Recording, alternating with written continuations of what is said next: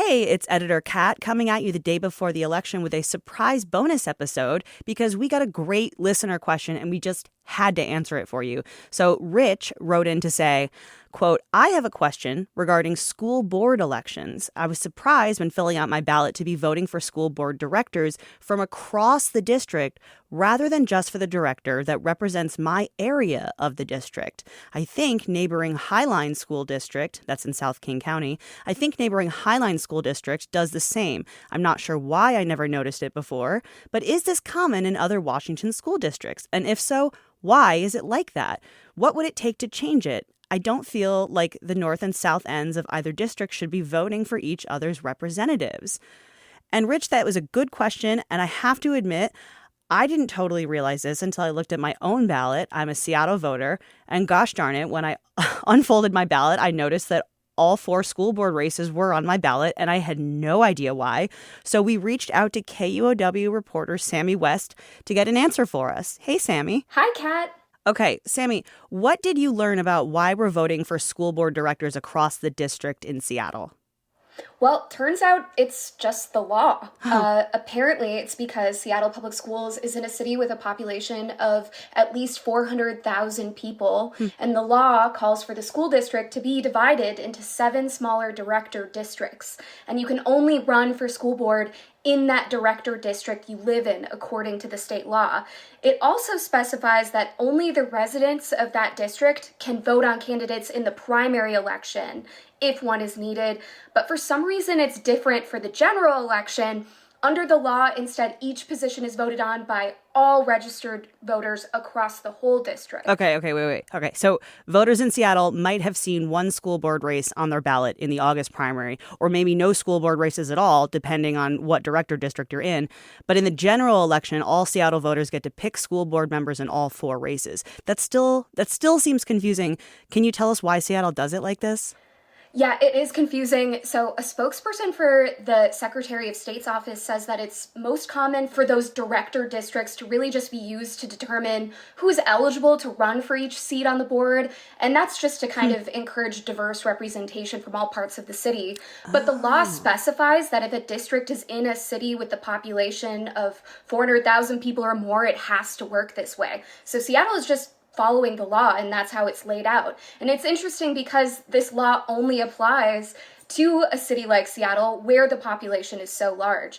Districts elsewhere have a little bit more freedom in how they operate elections, so it varies across the state. Okay, well, I mean, you mentioned other cities have more flexibility in how they break up their school districts and choose school board members. Explain that a little bit.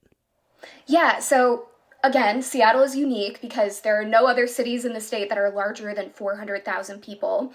But Seattle Public Schools is also what's called a first-class district, according to state law. And that means that the district has at least 2,000 students. And those districts are able to ask voters whether they want to divide the school district into those smaller director districts for school board elections. Okay, so cities that have more than 2,000 students can create multiple school board districts if they want to, but a city as big as Seattle has to have multiple school board districts. It has no choice. Am I following that right? Yes. Okay. So take the Highline School District as an example. The listener noted they do also have director districts like Seattle does. But the Tacoma School District, another really large district, does not do it this way. That district has 5 school board members who all represent the whole district. And I also want to add, even though Highline is like Seattle in that it has these director districts, a spokesperson for the Secretary of State's office told me that voters from across the school district in Highline can vote on all of those directors in both the primary and the general election. And then another example, the Sunnyside School District in Yakima County, they conduct both its primary and general elections within individual director districts. So you're only voting for that school board member who represents your district. Okay. And that sounds like this listener would like to see that here, too. Okay. And that's because those cities are so much smaller than Seattle. Right. Okay. And so while we're talking about Seattle's school board, can you give us a quick primer on what Seattle voters are seeing on their ballot? What should people know about this year's candidates in these 4 school board races on their ballot if they're Seattle voters? Oh gosh, I mean, I could talk about the candidates and the big issues till the cows come home, but I don't think you have that long, so I'll keep it brief. Okay, thank you. There are 4 school board seats up for election tomorrow. That's over half the board, and that's a pretty big deal. Wow. It means there could be a new majority on the board at a big moment for SPS. There's the ongoing budget crisis. Right. Some board members are still kind of pushing for school closures, despite those plans getting tabled last year after all of that public blowback, plus concerns about school safety, other issues. The district is also set to get a new superintendent this week, though the new school board won't be voting on that if everything goes as planned this week. Because the current school board will be voting on that.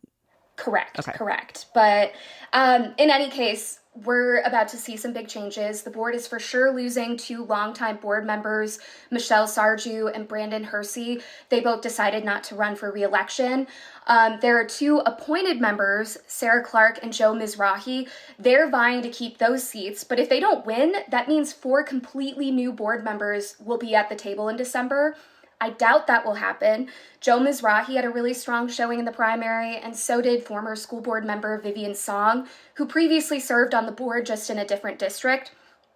But in any case, this is a pivotal moment, and I think this election is going to say a lot about what direction people want the district to go right now.